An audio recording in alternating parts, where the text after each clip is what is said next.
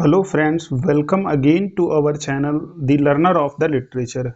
आज की जो क्लास है ये हमारी क्लास इंडियन लिटरेचर पर बेस्ड होगी, जो कि आपका बहुत ही इम्पोर्टेंट क्लास होने वाली है। तो आइए स्टार्ट करते हैं आगे का वीडियो।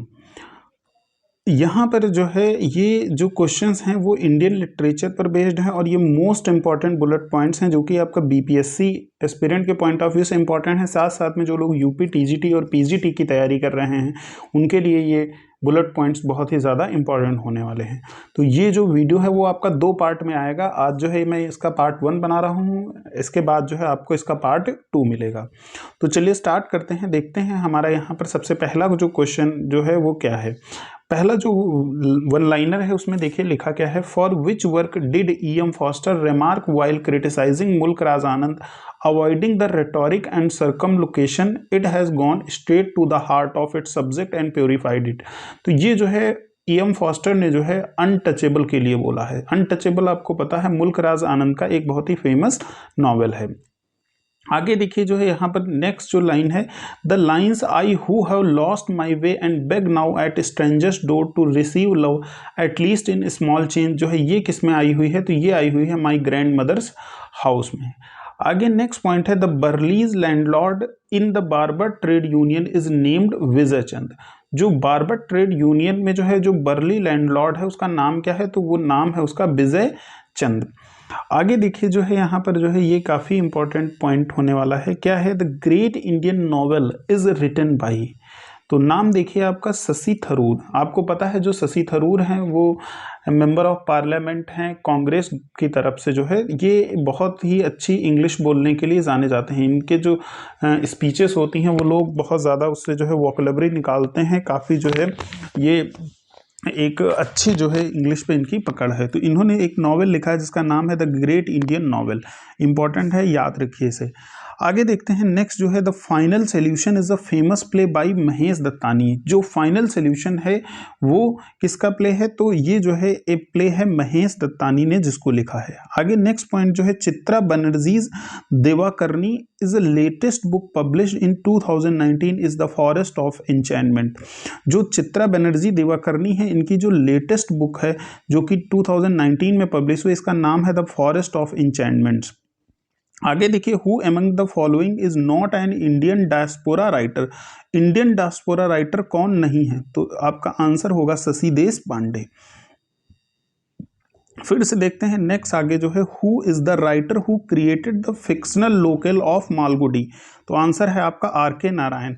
आप अगर जो है ये जो फिक्शनल जगह क्रिएट करने के लिए 3 राइटर्स का यूजुअली नाम आता है। एक तो जो है आपका क्या आता है, थॉमस हार्डी का, जो कि वेसेक्स जगह का नाम करते हैं। उसके बाद आप ध्यान से देखिए, मैंने जो है अभी लास्ट वीडियो जो अपना कल वीडियो अपलोड किया था उसमें मैंने आपको जब अमेरिकन लिटरेचर पढ़ाया था तो वहाँ पे विलियम फॉकनर के लिए जो है वर्ड आ रहा था कि वो जो है कौन सी जगह क्रिएट करते हैं। तो योकना पाथफावा, जो ये जगह जो है वो अपने जो है नॉवेल्स के लिए विलियम फॉकनर क्रिएट करते हैं। तो ये तीनों याद रखिए, मालगुडी और साथ में जो है वेसेक्स और जो लोक या तना वह जो है उससे आप आइडिया ले लीजिए, ये जो है जगह। तो ये आपका उन्होंने विलियम फॉकनर ने की है। आगे बढ़ते हैं नेक्स्ट जो है देखते हैं, द इबिस ट्रायोलॉजी। ये जो है जो फाइनल इंस्टॉलमेंट है इबिस ट्रायोलॉजी का, मतलब जो आखिरी जो रचना होती है वो क्या है? तो उसका नाम है flood of the fire. Trilogy में क्या होता है, 3 बुक्स होती हैं, ठीक है ना। अब यहाँ पर अगर जो है देखिए, अमिताभ घोष का एक द ग्लास पैलेस है, एक बहुत ही इंपॉर्टेंट जो है इनका नॉवेल है। तो इबिस ट्रायोलॉजी में 3 नॉवेल है जिसमें से सबसे आखिरी जो नॉवेल है उसका नाम क्या है? Flood of the fire. आगे बढ़ते हैं, देखते हैं नेक्स्ट जो है हमारा, the ministry of utmost happiness is a novel written by Arundhati Roy. जो मिनिस्ट्री ऑफ एटमोस्ट हैप्पीनेस है, बहुत ही इंपॉर्टेंट ये नॉवेल है। ये नॉवेल किसने लिखा है? तो ये लिखा गया है अरुंधति रॉय के द्वारा।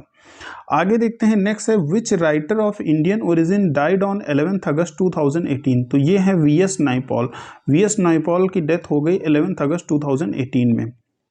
नेक्स्ट है, the white tiger is the debut novel of Indian author Aravind Adiga.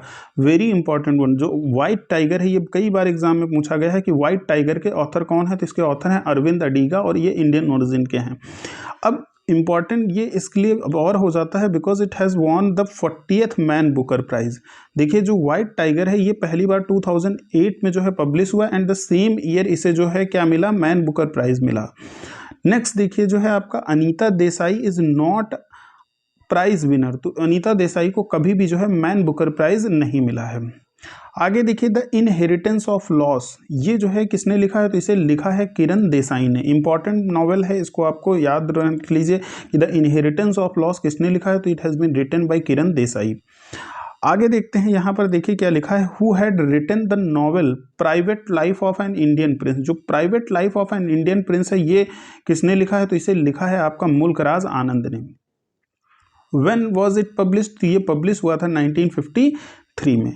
आगे देखते हैं नेक्स्ट पॉइंट क्या है हमारा, whose collected poems appeared under the title the scented flute. तो ये जो है, ये जो टाइटल है द सेप्टेड फ्लूट, ये जो है सरोजिनी नायडू की जो है कलेक्शन ऑफ पोएम्स का टाइटल है।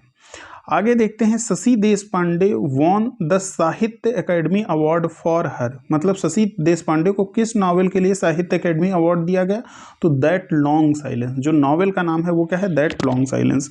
फिर से वही क्वेश्चन आ गया, that long silence is a work by, किसने लिखा है इसे, तो शशि देशपांडे ने लिखा है। अब आगे बढ़ते हैं, देखते हैं हमारा जो नेक्स्ट पॉइंट है, देखिए क्या लिखा है, द हंग्री टाइड। जो हंग्री टाइड है ये किसका है, फेमस वर्क है, तो अमिताभ घोष। अमिताभ घोष के बारे में आप एक बार जो है जरूर पढ़िए। अमिताभ घोष, शशि देशपांडे, महेश दत्तानी, निसिम एजिकल और जो है आपका सुरैया, जो ये जो है आपका जो है इनके बारे में पढ़ना बहुत ही ज़रूरी है। मुल्कराज आनंद हो गए अगर आप इंडियन इंग्लिश लिटरेचर की बात कर रहे हैं तो। आर के नारायण भी है उनमें से एक नाम। अब आगे देखते हैं, हु ट्रांसलेटेड विजय तेंदुलकर से शांतः court Chalu Aahe into English as a silence the court is in session. ये जो है प्रिया अडारकर ने किया है। मतलब समझिए विजय तेंदुलकर ने एक वर्क लिखा था जिसका नाम था शांतः कोर्ट चालू आहे, और इसको इंग्लिश में ट्रांसलेट किया और उसको नाम क्या दिया, silence the court is in session. और ये काम किसने किया, तो this work has been done by Priya Adarkar.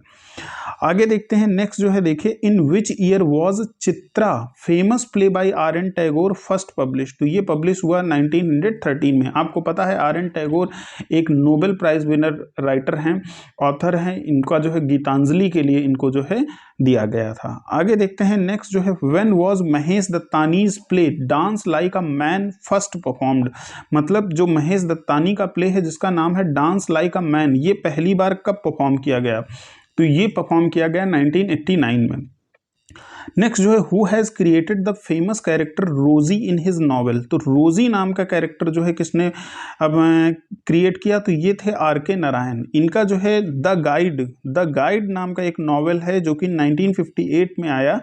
ये जो है इसमें जो है ये रोजी नाम का कैरेक्टर आता है। एक बार मैं पढ़ देता हूँ इसको जो है, the guide is a 1958 novel written in English by Indian author R K Narayan. तो ध्यान रखिए जो रोजी है, रोजी नाम का कैरेक्टर किसमें आया हुआ है, द गाइड में आया हुआ है।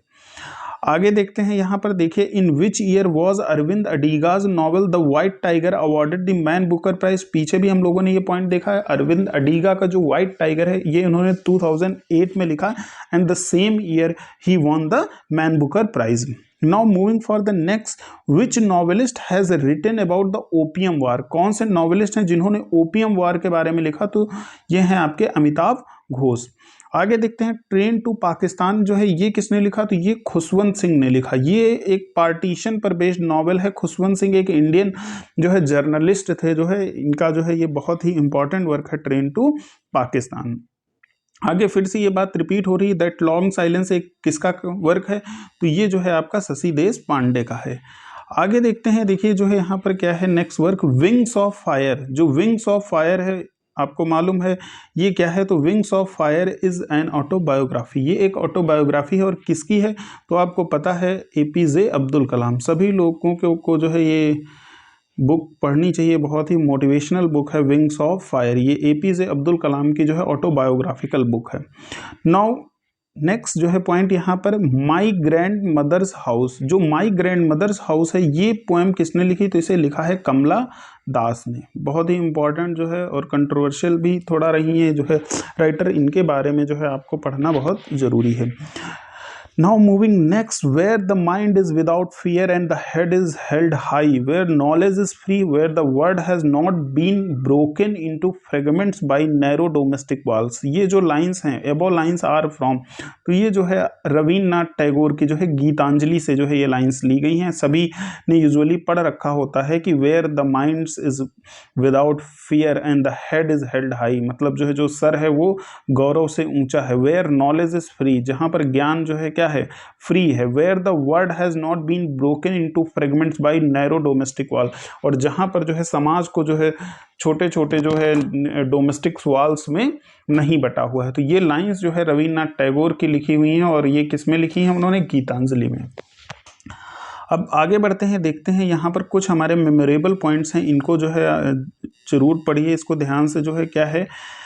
सबसे पहले देखिए, जो मालगुडी है वो क्या है, is a fictional town located in south India.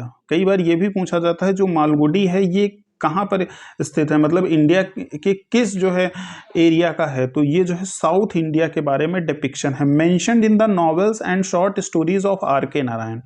It forms the setting for most of the Narayan's work, मतलब जो है जो R.K. नारायण है उनके ज़्यादातर नॉवेल्स की जो सेटिंग होती है वो कहाँ पर होती है, मालगुडी में होती है।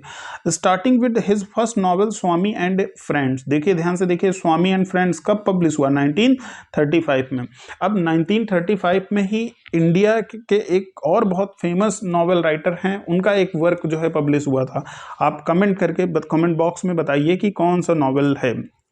अब all but one of his 15 novels, most of his short stories takes place here, मतलब इन्होंने जो ज़्यादातर शॉर्ट स्टोरीज लिखी वो कहाँ से बिलोंग करती हैं, तो मालगुडी से। Malgudi was a portmanteau of two Bangalore localities, Malleswaram and Basavanagudi. ठीक है, ये आप देख लीजिए।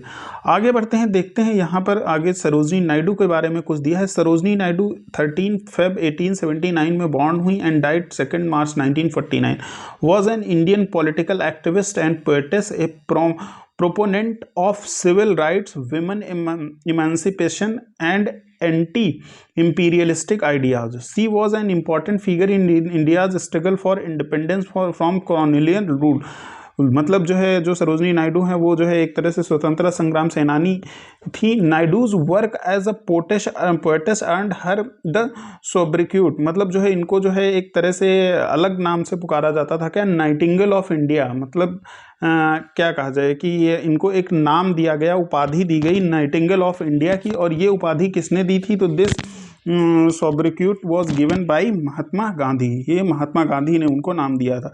सी वॉज कॉल्ड द भारत कोकिला, और वो भारत कोकिला कहा, और ये जो है टर्म उन्हें दिया रवीन्द्रनाथ टैगोर ने। अब आगे देखिए, जो है ये 1905 the golden threshold published in the United kingdom, the bird of time, song of life, death and spring published in London, the broken wing, song of love, death and spring including the gift of India. तो ये जो है आपका ये work हैं कब publish हुए, मोहम्मद अली जिन्ना का जो है देखिए work, an ambassador of unity 1919 में। फिर उसके बाद जो है sceptred flute, song of India, Allahabad 1961 में। ठीक है, the feather of dawn, posthumously published 1961, edited by her daughter Padmaja Naidu, जो इनकी बेटी थी सरोजनी नायडू की, उन्होंने जो है इसको एडिट किया। फिर 1971 में इंडियन व्यूअर्स, ये जो है पोस्थोमसली जो है पब्लिश हुआ। आगे देखते हैं यहाँ पर, फिर जो है आपका क्या है, ये क्वेश्चन फिर से रिपीट हो रहा है। In the guide by R.K. Narayan we come across a dancer, मतलब जो है जो गाइड नॉवल है उसमें एक डांसर के बारे में बात होती है। उस डांसर का नाम क्या है, तो उसका नाम है रोजी। आगे देखिए, R.K. नारायण वॉन द 1960 साहित्य Akademi award for the guide. देखिए द गाइड जो है वो 1958 में आया था, लेकिन इनको साहित्य अकेडमी अवार्ड कब दिया गया, तो 1960 में।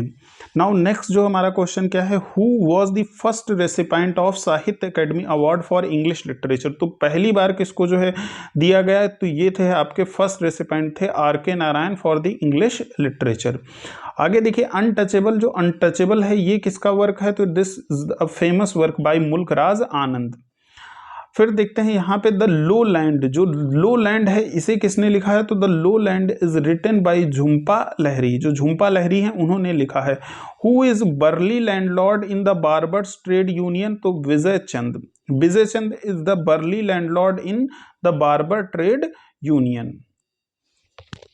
हाँ, आगे देखते हैं यहाँ पर कुछ ये इंपॉर्टेंट पॉइंट्स और हैं आपके, जो है क्या लिखा है, the lines I am forced by 5 senses to fear the 5 senses are taken from hymns in darkness, जो हिम्स इन डार्कनेस है उससे ये लाइन ली गई है, I am forced by the 5 senses to fear the 5 senses.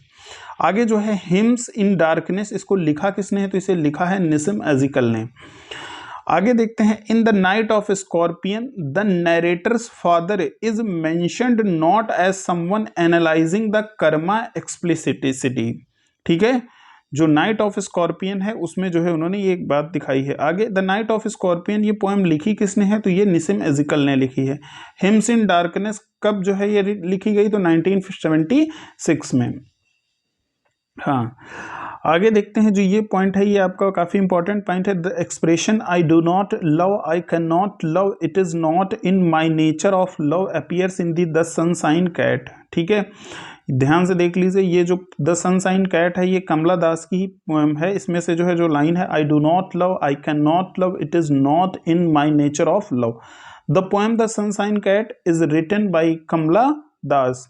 आगे, as an editor Nissim Ezekiel was not associated with which one of the following periodicals, तो ये जो है ओपिनियन जो है उससे जो है जुड़े नहीं थे जो निसिम एजिकल है। Nissim Ezekiel was an Indian Jewish, ये जो है बहुत पॉइंट पूछा जाता है जो निसिम एजिकल हैं उनकी एथनिसिटी के बारे में, तो वो इंडियन जूइस फैमिली से बिलोंग करते थे।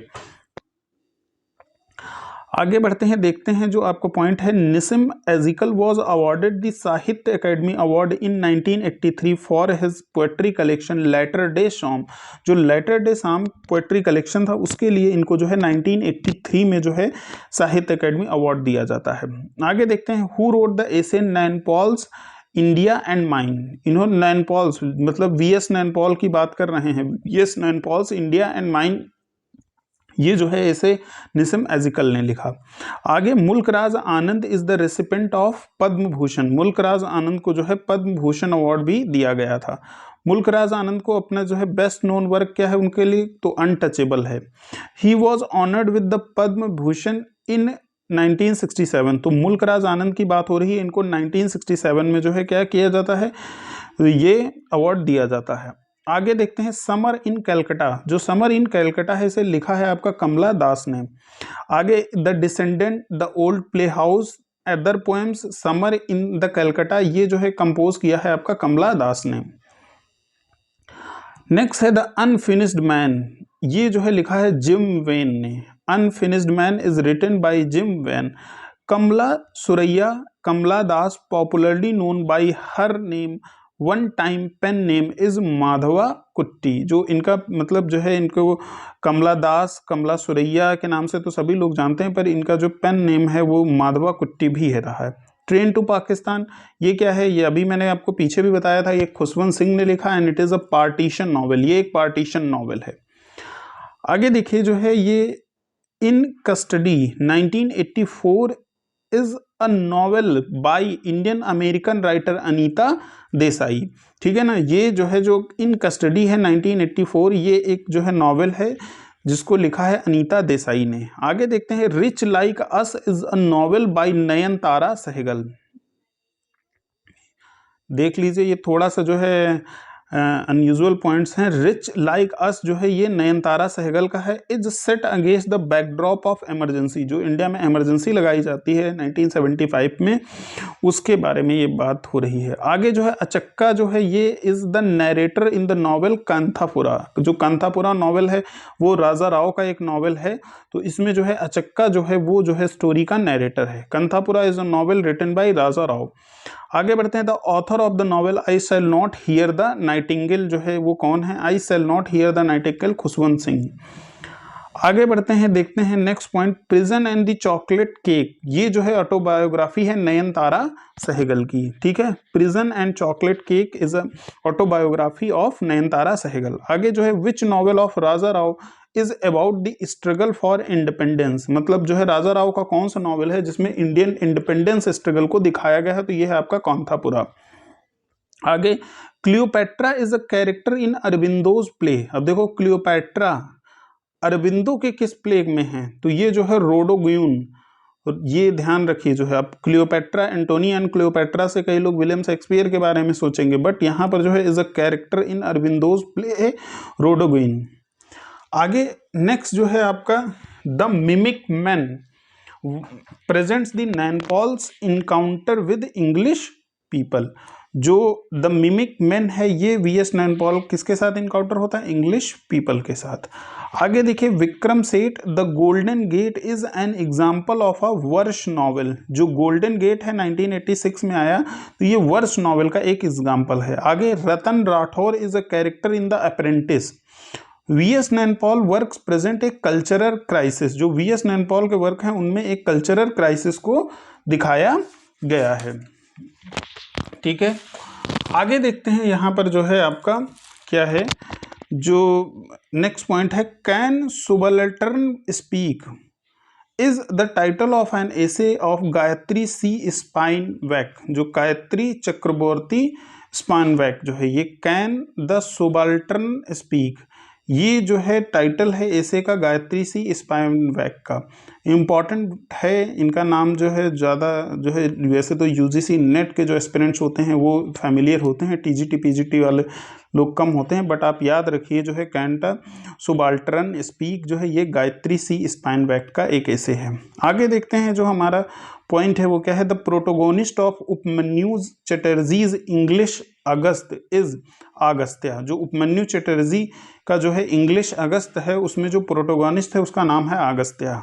आगे द शैडो लाइन्स, जो शैडो लाइन्स हैं वो नॉवेल किसका है, तो वो अमिताभ घोष का है। जो इनकी इबिस ट्रायोलॉजी है अमिताभ घोष की, उसके तीनों जो बुक्स हैं उनको आप जरूर देख लीजिएगा कि उनके क्या नाम हैं।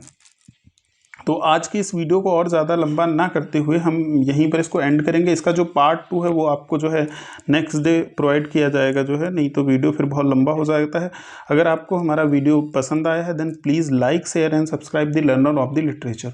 और ऐसे ही वीडियोज़ के साथ लगातार हमारे साथ आप जुड़े रहिए। आपको जो है रेगुलर जो है यहाँ पर जो है TGT और PGT से रिलेटेड जो है कंटेंट प्रोवाइड किया जाता है। So thanks for your time, keep watching and keep learning.